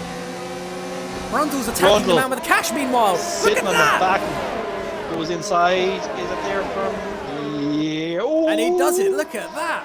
Wow. And Magic Marks is attacking Patronus into the chicane. Whoa, That didn't into the work. I chicane. think he got touched. It's Jake. Jake got spun. I didn't see it. I just saw the end of Oh, it. he hasn't spun, but Jake's got damage. What happened there, I think? Did Peppermeat get damage? I saw No, a he bit didn't. of yellow So- flying. Brundle's got damage. Brundle's missing his right end plate. That is going So to be a it looks sickness like for a him. little bit of contact happened in the chicane because everyone was bunched Bunched up up. together. Yeah. Paita gets another 3-second time penalty. I was about to say, Paita has a good chance of getting onto the podium today. And John Digweed attacks the man with the cash, and gets past. John Digweed, yes, getting past now with the cash. Well done, John. Peppermeat still has to pit. We could see a Mercedes on the podium today. Yeah, what is the story with Peppermeat? He's going to have to pit sometime, isn't he? Onto the softs, but is he hoping for a safety car? Is that his game plan, do The you reckon? Mercedes are actually about to have a battle. Oh, yep, and it looks like John Digweed and Paita are having a battle, although Paita has actually got wing damage, so John Digweed moves up. And goes wide in the right left-hander, which allows the man with the cash to say, yep, I'm coming back in. And that puts him back out in front of WR Stretch. And they touch him now going into the chicane. Sorry, Paita. There's a bit of damage actually on his wing. He's missing half. He's got a broken end plate. Yeah, exactly. He's missing a few valves already there. John Digweed, however, is on the charge and he's going for Peppermeat. Peppermeat needs to pit soon because, as the rules state in Formula 1, you must at least do 2 dry compound tyres in a dry race. If you don't pit onto a second compound, you will be disqualified. And Peppermeat heard me saying that and he's gone in. Good shout. Good shout. I'm very interested to see what Roberts does. Do you think Roberts is going to hold out for next... Yeah, he could actually. Robert could hold out next 4 laps. He could. WR God. Stretch, by the way, doesn't actually have any penalties from what I can recall. Stretch could get a podium. Oh my God, Roberts? Like... Into Eau Rouge. Stretch has got the run. On with the man of the cash with the DRS. The Renault versus Ferrari. And today, it doesn't look like Ferrari has the ability to hold off the Renault. WR Stretch moves up into 4th place. Well done. Good move by Stretch as well. Along the outside. Well, very well done. Got the DRS on the Plymouth straight. Magic Mark seems he can't really get up there. Like, he's still hovering on the 12-13 second mark away from Roberts. That's not enough time. He needs to start making some serious gain on his pace to be able to, get on Roberts' his gearbox. This looks like Roberts' race to lose at the minute. Roberts will soon also bump into the back markers, because if I look on the times, no, he won't bump into back markers. They're not too close enough yet. They're showing us on the back of Shane. Very tight race, and so it is between Shane and Patronus. That Pink Panther as well as a racing point is is being hounded by the two McLarens. Shane just closes the door as Petronas looks in that chicane, but look at Shane, he's holding him off. Petronas just can't seem to get by, and look at that, the McLaren wall has reformed, unfortunately, down the bottom of the grid. And Shane gets a little bit of a wobble there going into Blanchimont, which allows Petronas to slightly make up again. Tell you what, guys, if there's any new drivers that are after joining the league and they're watching this and you want to learn how to do some defensive racing, watch Shane or message him, learn from him. He's a fantastic defensive racer, so he is. Here we go into the straight. Petronas has got the DRS, but Shane got the run. Yeah, but Petronas just is looking. Maybe on a Kimmel straight he might get him at DRS, but look at it, softs versus hards as well. Like you would expect Petronas to get easily past Shane, but Shane just seems to take the racing line every time. Oh, Shane! Oh, Shane gets a penalty. Look at that wiggle going up the hill there. And Petronas gets that DRS and makes the move. So Peppermeat be looking to make the move on Shane now as well. 3 laps left to go in the race. Primus, what do you reckon? It's still looking like it's anyone's game. How many penalties, or does he even have any penalties? WR Stretch. WR Stretch, let's have a quick look here. Stretch is currently in 4th, and he has 2 warnings. Oh, so he's penalty free! Penalty free, he's 1 warning away from the 3-second time penalty. Pardon me. I mean, if he keeps his pace going, he will actually get 3rd place. He will be able to get past John Digweed, because I think John Digweed actually has 2 penalties. Peppermeat, he's still looking for the attack. He actually gets past Shane as well. Both the McLarens past Shane. I know I keep going back to it, but I can't get over Roberts' pit call. It was such a great move. Like, he's gone from softs to mediums, and look where he is now. He's maybe 12 seconds in front of the Magic Man. With 2 laps left to go, his mediums, okay, they're a bit worn, but he can surely finish up the race. This is looking fantastic for Roberts. He went a little bit slow up the hill, though. He did, but he's saving his battery. He's saving his battery because he knows possibly a fight might be coming later on. But 2 laps left to go. He's okay. He's okay for the time being. Another thing as well, Roberts, he was going all-out attack last week. Didn't get the result he wanted, but now he's going all-out attack again for this week. He knows this track very well. Hyder, I think, was that fastest lap of Hyder? It was, definitely. He took that from Jake Moore. Nice one, Hyder. He'll need to get into the top 10 though. He'll need to get past Jake Moore to get the extra point out of it. Because currently Hyder's there's a battle of McLarens! Oh. Through the Camel Straight they go. Petronas down the inside, but Peppermeat manages to get the move around the outside and get ahead of Petronas. But Peppermeat collects another penalty. Peppermeat. He'll certainly be going for a Guinness after this. It's a race to forget, I think, for Peppermeat. Although he's done fairly well. He's moved up into 7. Let's give fair juice to Peppermeat. Started off in like 16th. Now he's up into 7th. Great race. And that was with a 5-place grid penalty as well. Which was an unfortunate thing to collect in the qualifying, but Peppermeat has done good nonetheless. So let's have a little look-see. Right now, John Digweed's made up 10 positions, while WR Stretch has made up 4, Peppermeat's made 9, and Petronas has made 7. So it's definitely hard to say at the moment because we're still on lap 21, about to go into lap 22, and I don't know who should be our driver of the day. We'll hold off for the moment. Nope, I just heard something there. I heard like some tire screeching. I looked away for a second. There was some tire screeching. Okay. John Digweed receives another penalty. The hopes of Mercedes maybe getting a podium might be gone because Stretch has still got no penalties and he's staying very, very close with John Digweed. I think John's got 6 or 9 seconds now.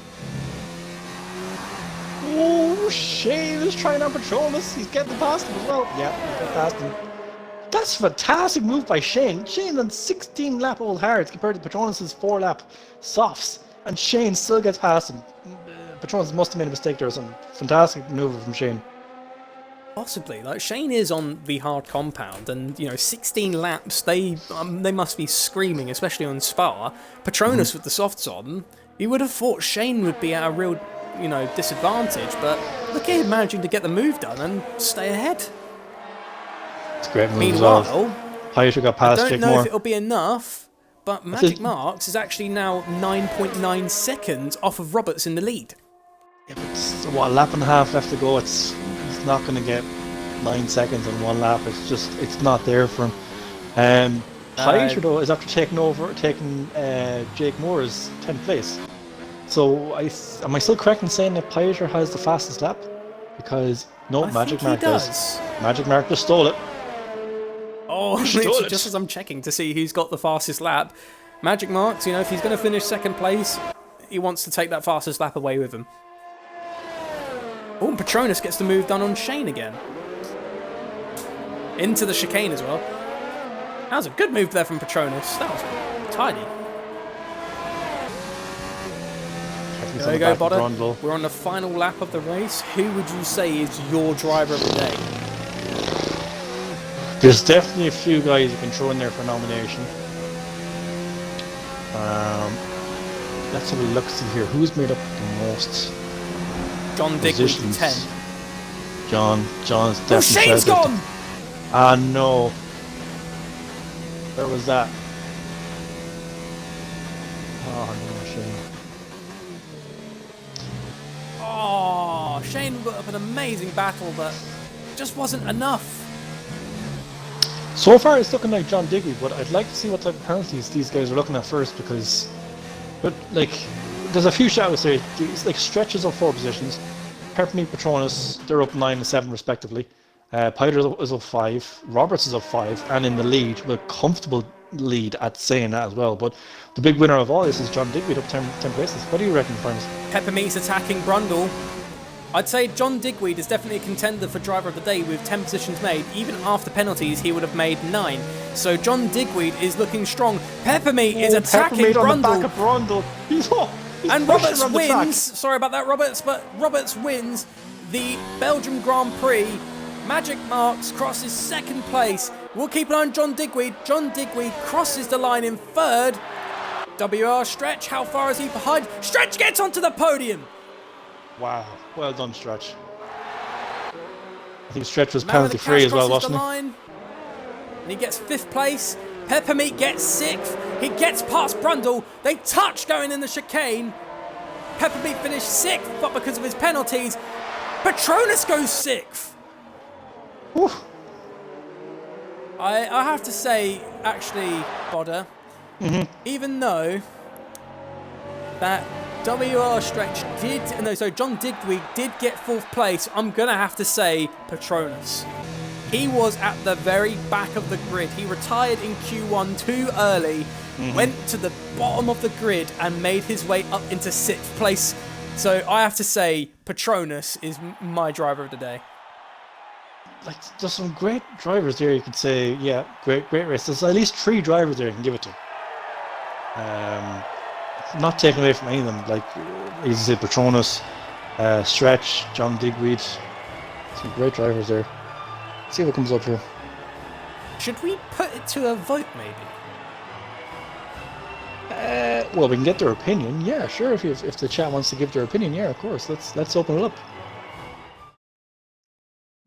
We'll have a little look. But anyways, guys, that has been the Belgium Grand Prix. So Roberts, after starting on a soft compound tyre and finishing on the mediums, Roberts finishes in 1st place in Haas from 6th to 1st. So very good race there from Roberts, taking the win.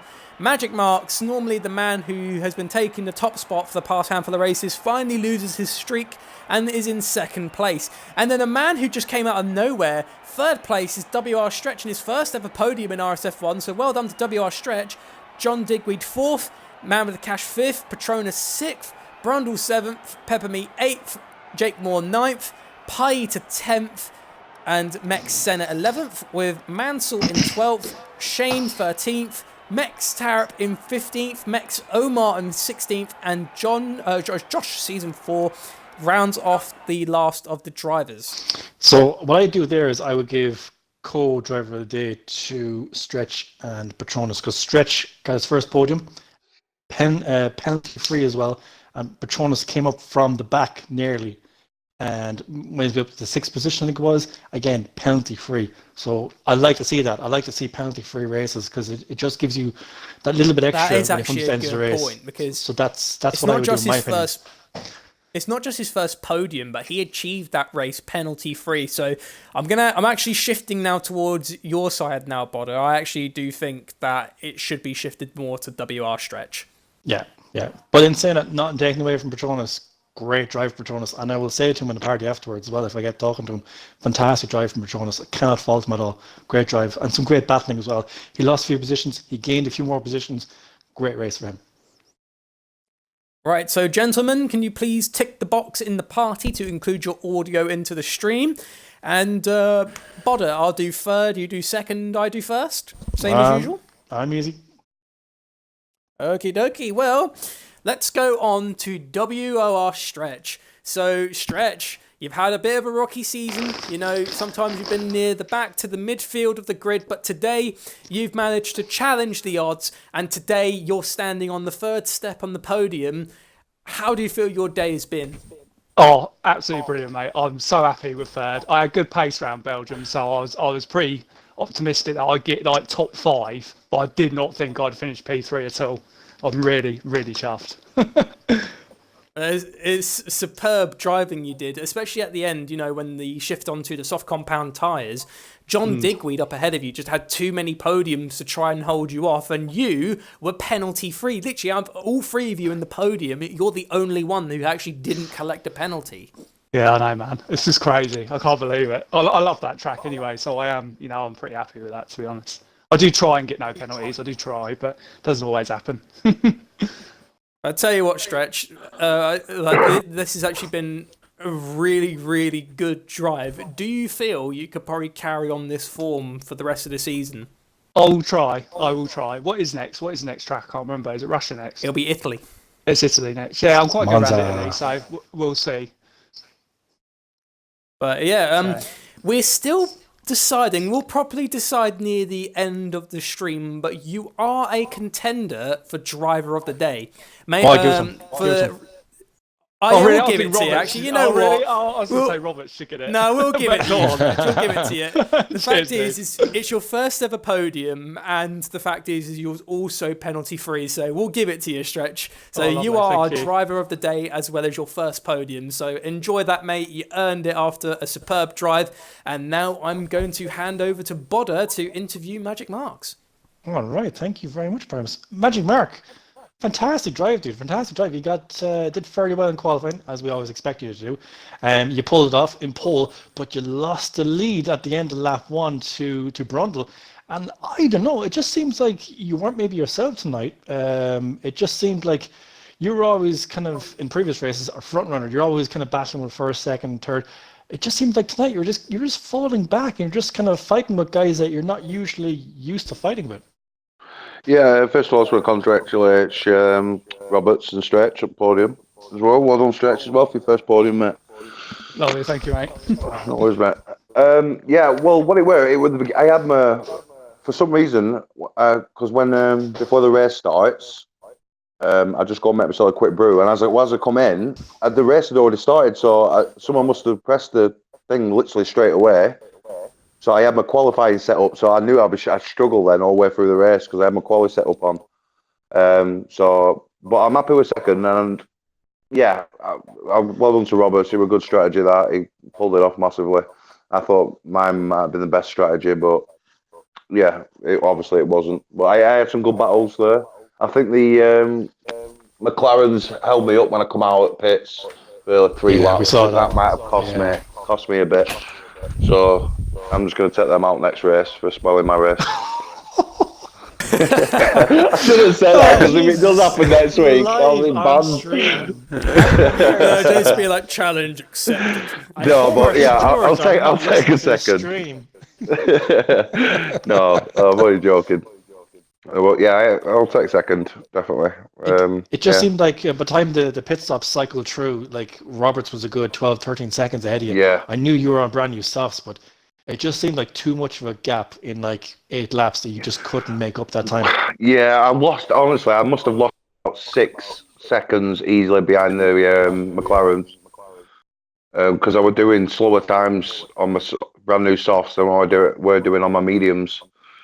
And as soon as I got a bit of space, well, I thought I set fastest laps up last lap. I think Paita got it, but yeah, I could. As soon as I got some space, I could put my foot down, but it was too late. So Roberts went off wide. It So almost seemed as if the McLarens were working in tandem to keep you back. yeah, they don't like me, do they? Obviously. You've obviously done too many magic tricks on them before. Yeah, they're in a party with Roberts, I know it. Okay. Well, look, congrats on second place, man. Well done. Yeah, cheers, how's the fingers, actually? Your fingers okay now? Yeah, they're all right. Bandages are off now. Good stuff. Yeah. Good stuff. Glad to have you back. Well, look, well done on second place, man. It was a good drive from yourself. Cheers, bud. Over to you, Primus. Thank you very much, Bodder. And also, same as Bodder, Magic Marks, good to hear that your recovery is going really well for your fingers. Cheers, bud. So I know that will help you. That'll help you push a little bit more stronger for the rest of the season. But anyways, let's move on to RSF1 Roberts. So Roberts, it's been a little bit since you managed to stand on the top spot, and today you just had an amazing strategy working. At the end, you started to lose a little bit of time to Magic Marks, but at that point, even though there was a little bit of time lost, it just wasn't enough for you to lose first place. So how do you feel your day has been today? Yeah, first of all, good evening, gents, and massive shout out to Stretch and Mark. Also, a massive shout out to Junior. Helped me massively during that race. And just to answer Mark's question, yes, I was in a party with the McLarens. Oh, yeah. So, I was, mate. It's all right. I know they wouldn't have done it. Yeah, it was a good race, mate. Quali. I would think I was a bit too cautious, maybe, on my first run, and then got to the second run. It was a case of either I went to Lou or I'd done a second run, and I chose to go to Lou. So, started P6, but I knew I'd get a good start anyhow. And yeah, I think I managed to do 2 cars off the line. And then I think I only got past Mark. I think going up Eau Rouge, you lost it a little bit. And Yeah, I did, mate. Yeah, I nearly lost it. Yeah, I was able to just go past on the straight, and then I think Brundle just clipped a wall and give himself a bit of damage. So yeah, it was good, mate. So the strategy soft to medium seems to be the way to go as long as you can pull that gap. And yeah, I had the pace to do so. Your charge was impressive in the opening laps because you didn't just get ahead of Magic Marks going, after taking the lead. You opened that gap to the point where you could safely take a pit stop. You may have fallen down the grid a little bit after taking that pit stop, but you were so close to them to the point where if anyone pitted, you'll be the one on top. You would be the one who's getting away with the lead, and you just made it work perfectly today, mate. So that is probably one of the. It was a bit of a gamble, as you said. You need to make sure you pull it off because the soft to medium strategy doesn't look like it's an easy one because obviously the short stint at the start and then you have to sort of go for a bit of a longer stint at the end. But you commanded that race after you got past Magic Marks, and that was a very superb drive there. And that's also some good points for you. That pushes you up in the championship to try and attack Marks for the lead in the championship, but also some good points for Haas. Yes, mate. I think it moves me up to second now. I think I was in third, a point behind Brundle. But yeah, ideally I wanted to go an extra couple of laps on the softs, but then I noticed there were quite a nice window I could drop into. So I'd be able to make use of the fresh tyres. So I decided to go a couple of laps early. And yeah, it was good, mate. It paid off. So I think as long as you don't hit too much traffic, it's the way to go. Well, again, superb drive from you, Roberts, and you earned that win. So well done on first place. And cheers, Bodder, before we wrap up, is there anything you'd like to ask or say on the stream? No, it's just Roberts. Thanks very much for the strategy. I know what to do now on Thursday night next week myself. I'm going to say it actually before we do wrap up. I'm going to call it. In all of the races coming up, F2, 4 and 3, we are going to see people take that same strategy you performed today, because obviously when it's in Q2, everyone instantly thinks, hards, mediums, I'll go for that. But you made it go on the soft, and we thought that could be a bit of a gamble, but look at you pay off so amazingly. So I have a feeling people will copy that strategy. No, so make sure you pattern it and copyright it. Can I just say to everyone watching, if it doesn't pay off, do not message me. That's not my fault. So, yeah. You'll get me inbox, you will. That's it, mate. But, yeah, it felt good, mate. And I think there was only me and I think it was Mex Senna who were on the soft tyres. But I think I was just lucky, mate. I was able to get a really good start. So I was able to get through quite a bit of traffic, and then once it opened, I could really push and try and open that gap. But yeah, I think... Actually, that's a quick moment to ask. How are you coping with your new teammate, Mex Senna? I know he's still a little new in the league, so he's still trying his best to, perform well, because the F2 guys are really fast. But how do you feel, you got a good chemistry forming with your teammate? To be honest, mate, it's in Mexico, so we've not really spoken that much. But I think the only time I've had contact with him is when I put him in the wall in Hungary. So it's not got off to the best start. But it's not got off to the best Welcome start. Welcome to RSF1. Doosh! Yeah, I'm sure we'll form a good partnership. I know you will, because you're an outstanding guy. And by the way, I think this is actually a good moment for everyone to, give massive respect to Roberts, because I know recently he stepped down as Chief Division Head in the league, and you have to give him respect where it's due. He did a lot of great work, and he got a lot of great people to take his place now because he stepped down. Obviously, he's still going to be racing in the league. He's not going anywhere, but he just stepped down from that line of work, and he's got a great team to carry on after him. So we've got to give him some mad respect, everyone. Yeah, well Cheers, done, I appreciate it a lot. Thank you. And I think that is it for today, but to go over the race classifications one more time. So Roberts wins in first place in the Haas, followed by Magic Marks in second in the Racing Point, and WR Stretch finishing in third in the Renault, with also the driver of the day. So that has been me for today, Primus Gaming, and with me Bodder. And Bodder, thanks for joining me once again. It's been Primus, thank you. Another Pleasure. Great session. And we will see you all on Tuesday with the F1 lot at 8 p.m. Please tune in. Don't miss it, because I have a feeling even the F1 boys are going to see Robert's strategy and they might make it go. So if you want to find out what happens, please tune in, and we'll see you next time.